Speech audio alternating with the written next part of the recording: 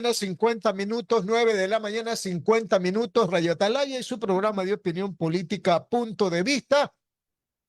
Vamos a dialogar con el ingeniero en estadística e informática Otto Santiago Vera Palacios, actual asambleísta del Partido Social Cristiano. Como ya habíamos dicho, él es docente universitario, fue concejal y alcalde de Santa Elena, presidente de la Comisión Ocasional de Enmiendas Constitucionales e integra la Comisión Permanente de Soberanía, Integración y Seguridad Integral. Estamos con usted, quien le habla, Alcides Montilla, Noemí Ceballos, Julio Ayala Serra y el ingeniero Andrés Mendoza Paladines. Don Otto, cuéntenos finalmente. Se aprueba el IVA al 15% con modificaciones, se aprueba la probabilidad de una contribución especial por única vez, se van a focalizar los subsidios a los combustibles. ¿Cómo quedamos? Bueno, muchas gracias, don Andrés, a todo su equipo de trabajo. Realmente, pues, yo creo que es importante en primera instancia, antes de ver qué es lo que se va a aprobar, el celebrar el que todos aquellos quienes tienen una postura cerrada estamos conversando, ¿no? Porque al principio cada bloque, cada bancada, cada grupo, en función de sus pensamientos, en función de su análisis, en función incluso de sus ideales, ha planteado algunas propuestas y se sigue debatiendo. Y nadie en estos momentos está con posturas cerradas. Sí, algunos tenemos líneas rojas, que eso desde luego, dependiendo incluso de ideologías, esas líneas rojas vamos a tratar de hacerlas respetar hasta el final. Ayer, en la reunión o en la sesión de la Comisión de Desarrollo Económico, todavía no se llegó a un acuerdo, pero lo importante de destacar es que al no llegar a ese acuerdo, todavía se siguen discutiendo las alternativas. Es decir, ya la alternativa única no sigue siendo la que puso a consideración el señor presidente de la República de subir el IVA del 12 al 15% de una manera indefinida. Ya se conversa de que hay una temporalidad, ya se conversa de que se van a gravar tributos a la banca, ya se conversa de que van a haber posibles contribuciones, etcétera, algunas cosas, con las cuales en muchas no estamos de acuerdo. Nosotros mantenemos una tesis clara de que por lo menos gravar o crear impuestos es precarizar la economía de un país. Precarizar una economía significa de que va a haber menos empleo, significa de que va a haber menos oportunidades, de que van a haber negocios que se van a cerrar, de que va a haber menos compras, menos ventas, y al haber menos compras, menos ventas, de luego va a haber una recesión económica. Entonces, eso es lo que, en definitivas cuentas, en todas partes del mundo, no solamente en el Ecuador, provoca la creación de un nuevo impuesto o el alza de un impuesto ya definido. Alguien me decía incluso... ¿La creación de este tributo especial tiene algún respaldo aparte de ustedes o no? Bueno, en principio el impuesto, la subida del impuesto al IVA en 3 puntos es un planteamiento del gobierno. Yo creo que en general eso ahí no ha tenido un respaldo de las otras bancadas, las bancadas más fuertes que hay en la Asamblea. Lo que sí se habla es de un tema temporal del cual nosotros tampoco estamos de acuerdo y le voy a decir por qué. O sea, alguien vaya a pensar que estamos de acuerdo simplemente porque nos da la gana de ponernos de acuerdo. Si alguien es empresario y le dicen te vamos a subir el IVA temporalmente 1 año o año y medio, ¿qué va a hacer el inversionista? El inversionista no invierte mientras dure esa temporalidad. Sencillo. Cualquiera que sea inversionista dice, no, me aguanto y voy a invertir cuando ya venga todo a la normalidad. Entonces tú vas a recaudar ahorita porque al aumentar el IVA tú tienes un poder de recaudación inmediato. Tienes liquidez ahorita, pero tienes pan de hoy, hambre para mañana. Entonces nosotros tenemos que pensar, no solo como legisladores, sino como gobierno nacional, en la salud a largo plazo del Estado ecuatoriano. Por eso es que nosotros estamos en contra, ¿no? Ahora, tampoco es que decimos, no se sube el IVA y entonces que el Estado vea cómo resuelve el problema. No, hemos planteado alternativas. Una de las cuales, la más importante, es el planteamiento de la contribución especial, que es una contraprestación que iría en función o que iría para financiar específicamente la guerra contra el terrorismo. Estamos hablando de unos porcentajes que hemos planteado de escala, dependiendo de las utilidades. Ahora, ¿por qué algunas personas me dicen, oye, pero una contribución es igual que un impuesto? No es lo mismo. Porque una contribución que va a ir grabada en función de las utilidades está enfocada en lo que ya ganó el empresario. Cuando uno es empresario, cuando él es empresario, ya gana, al final de su ejercicio, supongamos, gana $100. Ya esos $100, luego de pagar el impuesto a la renta, luego de pagar todos los impuestos y tributos, luego de pagar las utilidades para los trabajadores, le queda un dinero. Y ese dinero que ya está muy aparte de mantener su negocio, el inversionista decide o reinvertirlo en su negocio o guardarlo en el sistema financiero para ganar una tasa de interés. Eso lo decide el inversionista, pero ya no pierde. No es que si aporta de esa utilidad se va a quebrar. Entonces nosotros planteamos una escala para aquellos negocios que han ganado en el año pasado, en el año 2022, 2023, una utilidad extraordinaria superior a una cantidad que hemos fijado, 40, 50 millones de dólares, y con eso tranquilamente se pueden recaudar 500 millones de dólares. Entonces, con esos 500 millones de dólares ya puede usted iniciar la lucha contra la guerra. ¿De dónde más se pueden sacar recursos? Se hablaba de que reducir el tamaño del Estado. Es una locura decir que se puede disminuir una cantidad fuerte.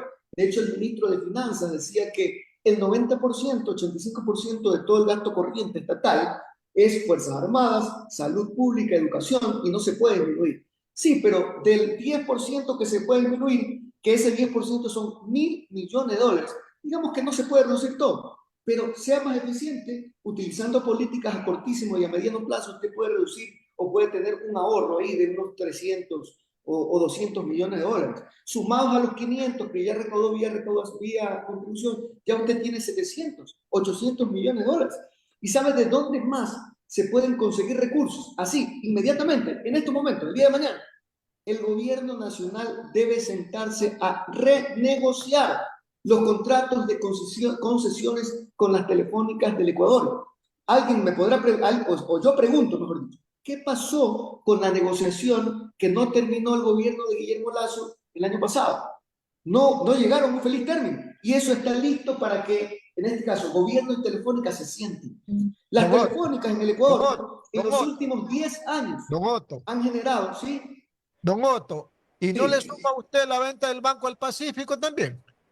bueno, eso sí se puede, bueno, pero es una medida a un poco mediano plazo. Estamos hablando de medidas que te van a permitir tener recursos ahorita. Si estamos hablando de reestructurar el Estado o cambiar la estructura financiera del Estado a mediano y a largo plazo, está bien el tema de la venta del Banco del Pacífico. Entonces, yo estoy hablando de lo que el presidente quiere ahora, porque el presidente quiere subir el IVA, la propuesta del presidente, porque quiere tener liquidez en este momento. ¿Dónde está la liquidez? 1.000 millones de dólares es la base referencial de negociación con las telefónicas del Ecuador. Si usted se sienta con las telefónicas del Ecuador y decide en mejores condiciones, por ejemplo, mejorar la infraestructura de cobertura, aumentar ya no 4G, sino aumentar cobertura del 5G en los lugares en donde determine el Estado ecuatoriano, usted puede exigirle a las telefónicas una concesión a 10 o 15 años, poniendo en estos momentos, dentro de la negociación, que ellos entreguen en promedio 1.000 millones de dólares. Yo estoy seguro que ellos van a estar en el trijal, no 100 millones más, 100 millones menos, pero en promedio usted va a tener 1.000 millones de dólares. Eso no lo tenemos ahorita y nadie nos lo va a regalar y ni siquiera tendríamos nosotros que presionar con algún tipo de impuesto. 1.000 millones de dólares sumados a los 700 que se podrían recaudar con la reducción del tamaño del Estado, con los 500 millones de dólares vía contribución, estamos hablando de más de 1.600, 1.700 millones de dólares. Entonces, esas alternativas que no son precarizar la economía, que no son meterle la mano al bolsillo de los ecuatorianos, son las que nosotros como Partido Social Cristiano y aliados estamos poniendo a consideración del gobierno nacional como una alternativa para salir de esta crisis económica. Las 9 de la mañana con 59 minutos, 9:59, las preguntas del licenciado Julio Ayala Serra y luego de la ingeniera Noemí Ceballos. Estamos dialogando con el asambleísta Otto Vera, quien antes, como decíamos, fue alcalde del Cantón Santa Elena, hoy es asambleísta por la provincia de Santa Elena en el grupo de las 6 y aliados. Don Julio Ayala. Gracias, Andrés. Asambleísta Otto Vera, qué gusto de saludarlo. Dígame una cosa, y esto como una aclaración, porque yo no estoy manejando mucho el cuestión de leyes, pero dígame una cosa, oigo hablar de las telefónicas, pero aparte de las telefónicas, hay las empresas que brindan el servicio de Internet. ¿Ellas tienen contrato? ¿Cómo es en ese caso? Bueno, hay una regulación, ¿no?, por parte del Estado en la que se vende el espectro telefónico, radioeléctrico, y desde luego hay algunos ingresos adicionales, ¿no? Pero la dotación del servicio de Internet es mucho menor. Es concesión. Sí, ¿No? pero es mucho menor los ingresos por ese concepto que las concesiones de las telefónicas. Por eso es que, claro, ahí se pueden recaudar tranquilamente unos 100, 120 millones de dólares vía el establecimiento de nuevas formas y mecanismos o nuevos, en este caso, nuevas condiciones con aquellos organismos que están vinculados al Internet, pero el más fuerte son las telefónicas, porque las telefónicas brindan el servicio de comunicación aparte de Internet. Entonces, yo decía hace un instante que las telefónicas en los últimos 10 años más o menos han facturado, y eso no me puede dejar de mentir el SRI, cerca de 30.000 millones de dólares. Eso es altísimo dinero. Estamos hablando de cerca de 2.500, 3.000 millones de dólares al año. Eso es bastante dinero. Las utilidades, de hecho, de Claro, el año pasado estuvieron entre los 250 y 300 millones de dólares. Entonces, yo creo que si el problema es que en estos momentos necesitamos una inyección económica fresca, sentémonos.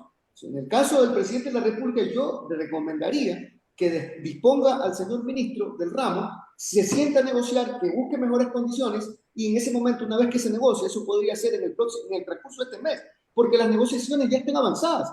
Ya incluso dentro de este tema de la negociación, como es un tema de posible renovación, no es como la contratación pública que se demora 6 meses, 1 año. Aquí ya estamos hablando de una posible renovación. Y si la renovación es en buenas condiciones, el Ecuador podría atender inmediatamente 1.000 millones de dólares.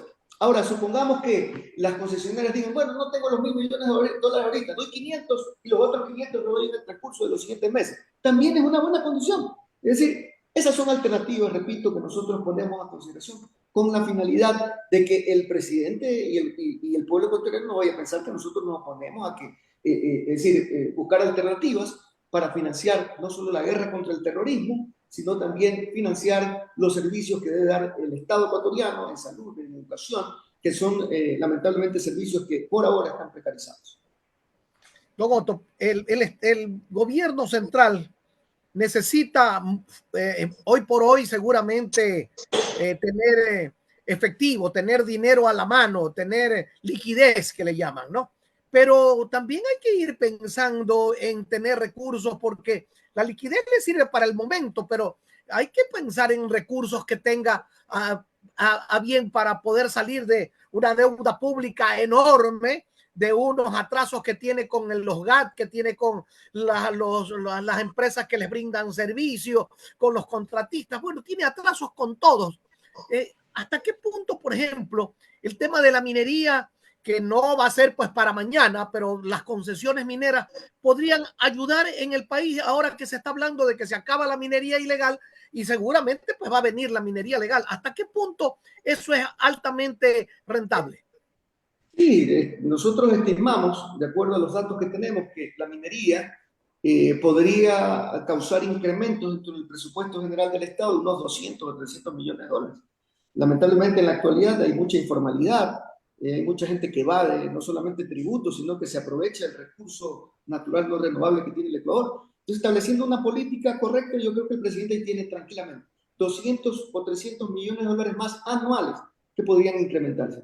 Y en esa misma línea de los recursos naturales no renovables, el Partido Social Cristiano y aliados está proponiendo la posibilidad de que dentro de esta consulta popular, que también está llevando adelante el presidente de la República, le consultemos al Ecuador si estamos dispuestos a poder explotar nuevamente los campos de Yasuní-Tete. ¿Por qué? Porque eso también le garantiza al Ecuador tener un ingreso promedio de 700, 800 millones de dólares todos los años. Ahora, alguien me dirá, pero si recién el Ecuador hace unos meses atrás decidimos lo contrario, sí, pero estamos en otras condiciones. También nosotros dijimos, también el presidente dijo en la campaña electoral que no iba a apoyar la subida de impuestos ni creación de nuevos tributos. Sí, pero es otra realidad. El presidente tuvo que forzosamente, pese a que estaba en contra de aquello, hacer un planteamiento porque no hay la forma de buscar alternativas de financiamiento. Entonces, si nosotros tenemos una alternativa de financiamiento a través de la explotación de los campos petroleros, pero una explotación responsable, que sí hay mecanismos, alguien me diría, no, pero siempre va a haber una contaminación. Sí, pero con una explotación responsable lo que podemos hacer es reducir el impacto negativo de una explotación petrolera en los sectores aledaños. Si lo logramos, ahí tranquilamente podemos también tener 700, 800 millones de dólares todos los años. Y eso va a permitir que las finanzas públicas se vayan estabilizando a lo largo del tiempo, y esa sí sería una medida estructural, porque eso es lo que necesita realmente el Ecuador. Nosotros coincidimos con lo que hoy dijo el presidente de la República: el Estado ecuatoriano no necesita medidas parches. Y es verdad, las contribuciones que nosotros estamos planteando son medidas temporales nada más. ¿sí? Serían por una única vez, tendrías una inyección de recursos económicos ahora, pero hay que pensar en el largo plazo.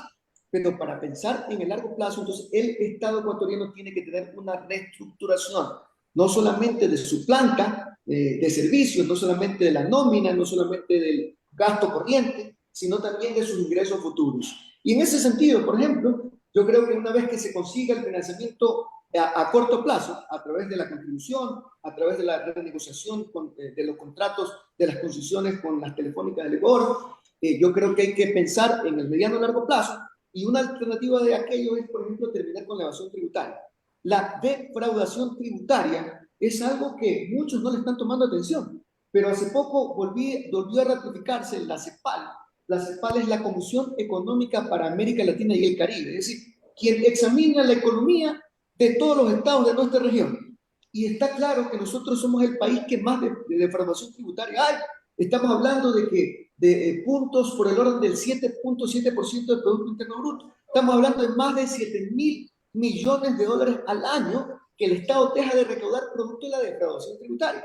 Pese a que hemos mejorado mucho en cuanto a mecanismos de control por parte del SRI para que no exista defraudación tributaria, aún sin habiendo mecanismos para evasión. Entonces, si el presidente y el gobierno establecen buenas políticas a mediano plazo, estoy seguro que de esos 7.000 millones de dólares también podría recaudar unos 2.000, unos 3.000 millones de dólares si buscamos, primero, vía mejores controles y vía concientización también.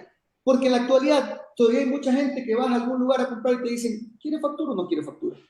Entonces imagínese un pecado que vayas a algún lugar y te digan, no quiero pagar factura, no quiero que me dé factura, porque ahí igual a ti te siguen cobrando lo mismo. Lo que ocurre es que el comerciante busca la manera después de defraudar ese tributo, como no presenta factura, no tiene cómo evidenciar la transacción que realizó. Y a nivel del SRI hay muchos controles que todavía son deficientes. Los formularios al momento de declaración del impuesto a la renta todavía tienen muchas inconsistencias, hay muchas cosas que mejorar. Entonces yo creo que si se mejora aquello con una política correcta, ¿no? Así como yo siempre he dicho en los medios de comunicación, nosotros le hemos declarado una guerra al terrorismo, ¿verdad? Hemos declarado una guerra al narcoterrorismo, a aquellos grupos organizados de delincuencia que están afectando los intereses nacionales. Le hemos declarado una guerra. También hay que declararle una guerra a los evasores de la tributación, porque ahí está habiendo mucha fuga de recursos económicos que mañana más tarde, eso si se regula, el Estado ecuatoriano al mediano y largo plazo va a tener recursos adicionales que no van por el lado de incrementar tributos. Sin necesidad de aumentar el IVA, ahí usted va a tener tributos. Claro, esa es una medida a mediano y a largo plazo, pero eso depende de que hoy la planifiquemos. Si no planificamos eso, nunca vamos a tener mejores ingresos y entonces vamos a estar siempre enfocados en que la vía correcta va a ser el aumentar los impuestos. Asambleísta, ¿habría la posibilidad de que en el Congreso se haga una ley, por ejemplo, fijándole un plazo al gobierno para que tenga la oportunidad rápida de deshacerse de tantos bienes improductivos que más vale le cuestan egresos al Estado? Tienen edificios, tienen haciendas, tienen terrenos, tienen por donde quiera y les cuesta eso. Lo tiene la corporación financiera, lo tiene el Banco de Fomento, lo tiene el Seguro Social. ¿Hasta cuándo tenemos que pagar los ecuatorianos? Porque es plata de nosotros, los ecuatorianos, esa ineptitud para hacer las cosas. Sí, lamentablemente los procedimientos engorrosos que ya tiene de por sí la burocracia hacen de que lamentablemente muchos activos improductivos no sean monetizados en el Ecuador. Yo creo que lo que usted está planteando es un tema bastante importante porque ahí el Ecuador puede tener también inyecciones económicas no solo de manera inmediata, sino a mediano plazo. Entonces, ahí lo que el gobierno tiene que buscar otras formas de administración de esos bienes y recursos improductivos, ¿no? Y yo no es que estoy planteando una concesión, no, pero lo que sí se puede plantear es una administración de esos recursos, es decir, delegar a la iniciativa privada. Y de hecho, ya nosotros hace poco aprobamos una nueva ley, en la Ley de Eficiencia Económica, se aprobaron algunos parámetros adicionales que fortalecen las alianzas público-privadas, la inversión público-privada, que puede permitir que vía nuevos mecanismos de administración se pueda delegar a una empresa privada para que empiece a dar trámite de monetización de esos activos improductivos. Porque sí está demostrado, si nosotros lo seguimos haciendo estatalmente, esos activos seguirán ahí. Y es verdad, como usted dice, no solo que serán improductivos, sino que son una carga para el país, porque usted tiene que tener prácticamente una parte del Estado pagándole un sueldo, dándole mantenimiento a esos activos improductivos que finalmente seguimos pagando los ecuatorianos.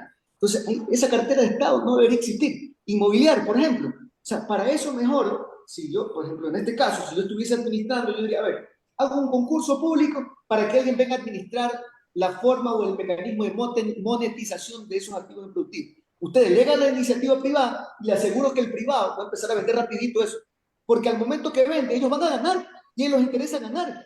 Y mientras no se deterioren los intereses del Estado, mañana que se empiecen a vender esos activos productivos, usted tiene también recursos adicionales. Así es. Las Ingeniera 10 Noemí. de la mañana con 10 de la mañana con 10 minutos. 10 de la mañana con 10 minutos. Ingeniera Noemí Ceballos. Muchísimas gracias.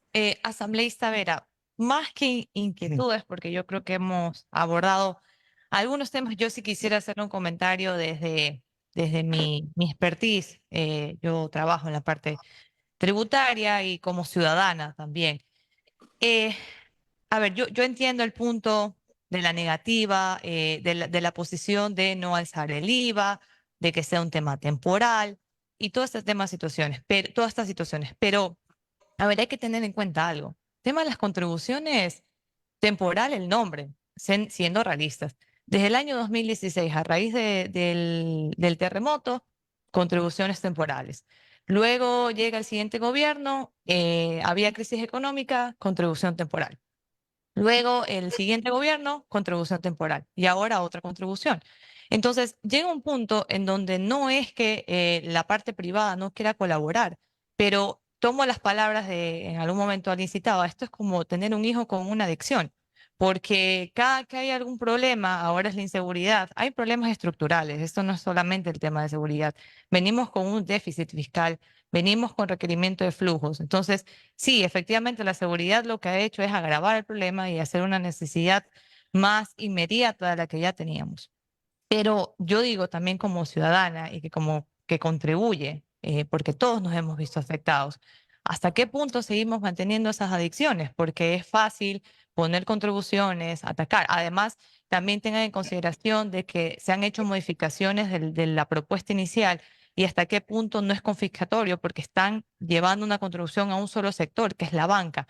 Y generalmente, analizando bien, los impuestos deben de cumplir ciertos principios que están en el Código Tributario, como es la generalidad y etcétera. Entonces, solamente como para tenerlo en cuenta. Em, pero sí hago un llamado también a que definitivamente tiene que haber un recorte del Estado, definitivamente lo tiene que haber, porque no se puede seguir metiendo, discúlpenme, la mano al bolsillo a la parte privada con la excusa de que hay contribuciones. Escuchaba una entrevista del director general del Servicio de Rentas Internas en donde se expresaba de los 500 primeros contribuyentes, que son los grandes contribuyentes, en donde se les ha puesto unos porcentajes de autorretención sumamente altos, extremadamente altos. Entonces, ya el sector privado viene afectado. En febrero van a tener que empezar a pagar contribuciones, perdón, esa autorretención, ahora esta contribución, ahora la contribución de la banca. Y en este proyecto, incluso, ayer lo revisábamos y veíamos de que parece que se intenta limitar las devoluciones de pago en exceso. O sea, llega a un punto en donde empieza a ser demasiadas la parte que quiere contribuir con el sistema, perdón, con la parte privada. Entonces, sí es un punto igual a considerar, porque si no, también la economía se va a contraer. Quieren subir nuevamente el impuesto a la salida de divisas. Entonces, y también en la parte del exterior, ¿cómo nos vemos en cuanto a seguridad jurídica, no? Porque el impuesto a la salida de divisas es un impuesto que también influye a los inversionistas y a atraer pues dinero desde el exterior. Lo pongo igual a consideración para ustedes que están en la parte legislativa, tengan en cuenta también ese llamado de la parte privada, con todo el respeto, asambleísta Vera. Bueno, usted tiene mucha razón en muchas cosas en las que está expresando, ¿no? Es verdad que alguien podría pensar que esto de aquí es como una adicción, usted así lo manifestó en el hecho de que a cada rato se están contribuyendo, pero el problema es un problema estatal. O sea, seamos claros, usted también manifestó que este es un problema estructural. Y para mí el principal problema es que todavía sigue habiendo defraudación tributaria y el Estado no encuentra el mecanismo para poder hacer mejores recaudaciones sin tener que en el futuro pedirle más aportes a la banca, más aportes al sector privado. Yo tampoco estoy de acuerdo en que hay que presionar a la banca y ponerle el pie en el fuego, en el sentido de que eso mañana se va a ver reflejado en el crédito. Si usted presiona a la banca y prácticamente, como lo dice, dentro de las propuestas, que no es nuestra, por si acaso no es del Partido Social Cristiano, el hecho de gravar impuestos adicionales, porque eso mañana va a causar un efecto dominó en el sentido de que va a haber menos circulante para el crédito que necesita la gente para poder emprender su negocio. Estoy de acuerdo completamente. Entonces, si queremos evitar que haya estos actos de contribución que se están dando normalmente para seguir apoyando esta crisis que tiene el Ecuador, entonces el Estado es el que tiene que recapacitar, el Estado es el que tiene que reestructurarse. Entonces, usted que es abogado y que está involucrada, me dijo, en el tema tributario, sabe que todavía hay deficiencias en el sistema de recaudación, ¿no? Hay unos formularios que todavía permiten algunas cosas que se puedan hacer, hay muchos temas que están relacionados a exenciones, es decir, hay muchas cosas. El tema de la facturación, todavía sigue habiendo mucha compra de factura, pese a que se ha mejorado mucho en el tema de que ahora, como se hace por vía electrónica, ha mejorado, pero todavía siguen habiendo deficiencias. Yo decía, en el peor de los escenarios, ¿no? De que esa defraudación tributaria no llegue a los 7.000 millones de dólares, como lo mencioné hace un instante, pero que se puedan mejorar las condiciones y que se recogen solo 1.500 millones de dólares más, ¿no? Y si va a mejorar las condiciones del Ecuador para que no tenga que pagar, ¿no? ni las personas que hacen sacrificios para sacar adelante sus negocios, ni tampoco el pueblo ecuatoriano. Entonces, a ver, aquí hay dos cosas. Tenemos que poner en la balanza. O bien paga el uno o bien pagan todos. A eso me refiero. El problema es que el impuesto lo tiene que pagar todo el mundo y lo pagan los que más tienen, que tienen un poquito más de posibilidades. Que sí es verdad que en función de su sacrificio han hecho trabajo, han producido y han tenido utilidad, como también el pueblo que no tiene nada. Pues. Y alguien me podría decir, no, pero es que si se sube la tasa del IVA, lo que va a ocurrir es que la mayor cantidad de los productos de la canasta básica familiar no están grabados y por tanto, es decir, el pobre no va a sufrir. O sea, así no, de esa manera no podemos pensar ecuatorianos. ¿A qué me refiero? O sea que nosotros estamos contentos con mantener en la pobreza y en la miseria al pueblo ecuatoriano. No solamente que esa persona que vive en condiciones infrahumanas, que vive de manera miserable, va a seguir ahí, porque primero, al momento sube el IVA, no va a haber trabajo. O sea, esa persona que sigue en la pobreza nunca va a poder superarla y va a tener que buscar la forma y mecanismos a las finales que no están adecuados a la ley para poder por lo menos mantenerse y comprar los productos de la canasta básica familiar. Y se va a deteriorar la clase media, pues. Y entonces ya no vamos a tener en el futuro extrema pobreza en las condiciones que tenemos actuales, sino que va a haber más, porque la clase media también se va a ir deteriorando, porque la clase media no solamente compra los productos de la canasta básica familiar, también compra otras cosas adicionales, porque vive, digamos, en condiciones medias, que no es una persona que vive bien. Entonces va a dejar de comprar, va a haber un decremento del Producto Interno Bruto. Entonces mañana esa persona que estaba en la clase media va a ir a la extrema pobreza. Entonces allá es la visión que tiene el Partido Social Cristiano y Aliado, por eso que nosotros no estamos de acuerdo con él. Perfecto. Queremos agradecerle al ingeniero Otto Vera, asambleísta por la provincia de Santa Elena. Y antes de terminar, Otto, porque ya está nuestra próxima invitada, queríamos trasladar una inquietud. El licenciado Julio Ayala Serra vive desde ya un par de años, por lo menos, en la comuna Palmar. Él nos podrá decir si es un poco más de eso. Y nos dice que permanentemente, y esto pregunto es, ¿dónde debe quejarse? ¿Al municipio de Santa Elena, al Ministerio de Obras Públicas, a la prefectura? Y lo que nos dice Julio es que permanentemente en las vías de acceso en la comuna Palmar es desastroso. Y si llueve, se vuelve un lodazal y no se puede subir, no se puede pues bajar. Es así, Julio, más o menos el problema vial que tienen ustedes, ¿no? Sí, bueno, en Palmar, la propia ciudad, pues las calles están totalmente destrozadas, parecen panorama lunar. Pero yo vivo acá arriba, en la parte alta, en el cerro de Angahuel, que seguramente Otto lo conoce muy bien, que tiene la posibilidad de un desarrollo turístico extraordinario. Hay una carretera de tierra que le hemos venido manteniendo los que vivimos acá, pero que realmente cuando llueve se convierte en un lodazal y que tiene un costo de arreglarlo bajísimo. Acá no tenemos agua potable, es decir, pagamos impuestos, pero no tenemos agua potable. La energía eléctrica es un desastre. Aquí las antenas estas de internet, de telefonía que están aquí, cada una tiene unas plantas eléctricas y cada vez y cuando se prenden porque la energía eléctrica se va. Entonces, y aparte de eso, por acá el municipio prácticamente no se lo conoce, Otto. ¿Qué es lo que se debe hacer para recibir un poco más de atención? Y así, he ido a Colonche, por ejemplo, son pueblos abandonados prácticamente, las calles totalmente deterioradas. ¿Qué se debe hacer para que haya mejor atención? Que hay mucha pobreza en los municipios porque son municipios que tienen tierras que las están vendiendo. ¿Qué es lo que pasa? Bueno, en ese sentido, y no es que ya le meto la culpa al gobierno, porque todo tiene una causa y un efecto. El Estado es el mayor rentista de los municipios, es el que mayor aporta dentro de las finanzas municipales o las finanzas estatales a nivel de gobiernos desconcentrados. Y tener atrasos por 3, 4 meses, como lo tenemos en la actualidad, como Estado ecuatoriano, a los gobiernos descentralizados, eso causa, pues, definitivamente un problema, ¿no? Pero lo que usted dice también es verdad, es decir, el problema no es de 3 meses, el problema es de años. Nosotros tenemos más de 15 años ya de habernos convertido en provincia y han habido algunas mejoras, pero aún falta muchísimo más, ¿no? Entonces, yo creo que en ese sentido, a nivel de municipios, también tendría que aprovecharse todos los recursos que se tienen a nivel de tierras, a nivel de edificaciones que pueden ser utilizadas por la parte privada para efectos de tener una inyección económica adicional y no depender solamente de lo que el gobierno les da, ¿no? En el caso de las prefecturas es un poco más complicado.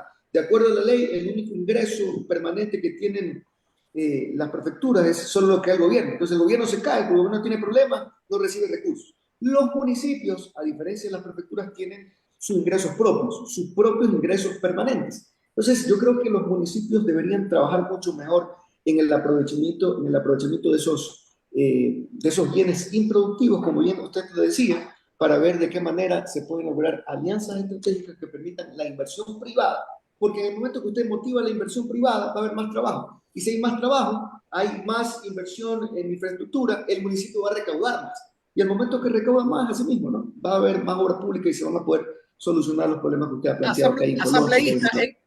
Asambleísta, en el año 2000 nos pronunciamos por cambiar el sistema de gobierno a los gobiernos autónomos. No se ha hecho nada al respecto y veo a los municipios de todo el país lloriqueando para que le manden las rentas cuando eso debió haber cambiado hace mucho tiempo. Más vale, las rentas se deberían quedar en los municipios, en los consejos provinciales y que se le mande una parte al gobierno central, pero es todo lo contrario. Seguimos mandándole todas las recaudaciones al gobierno central para que las devuelva tarde, mal o nunca. ¿Cuándo va a cambiar eso, asambleísta? Bueno, ahí tiene que haber alguna reforma también, ¿no? De hecho, dentro de las propuestas que siempre ha llevado adelante el Partido Social Cristiano está el hecho de que se distribuya la asignación que por ley debe darse a los gobiernos locales en una cuenta independiente. Es decir, que cada municipio, cada prefectura, cada junta parroquial tenga una cuenta independiente y que el Banco Central inmediatamente, de manera automática, en la medida en la que se va recaudando a través de esa ley, se dispongan los fondos para que sean asignados, como ya lo dice la Constitución, ¿no? Solamente que dentro de la ley hay algunas limitaciones y esos recursos lamentablemente no llegan, y como no llegan, luego el Estado ecuatoriano como tal a veces hace uso de esos fondos que no son suyos y los destina para otras actividades que son responsabilidades estatales. Ahí tiene que haber un cambio de forma, Muy bien, pero un Julio, cambio ya muy bien, profundo Julio. que tiene que ser llevado adelante por la Asamblea Nacional. Muy bien, muchísimas gracias, asambleísta. Sé que tiene compromiso que atender. Gracias por estar con nosotros, don Otto, y lo vamos a seguir llamando para ver cómo termina el proyecto aprobándose en los próximos días en la Asamblea Nacional. Era el ingeniero Otto Vera, asambleísta por la provincia de Santa Elena, por la lista, el bloque, la lista 6 y aliados. Gracias, Otto. Buen día. Muchas gracias. Muy amable.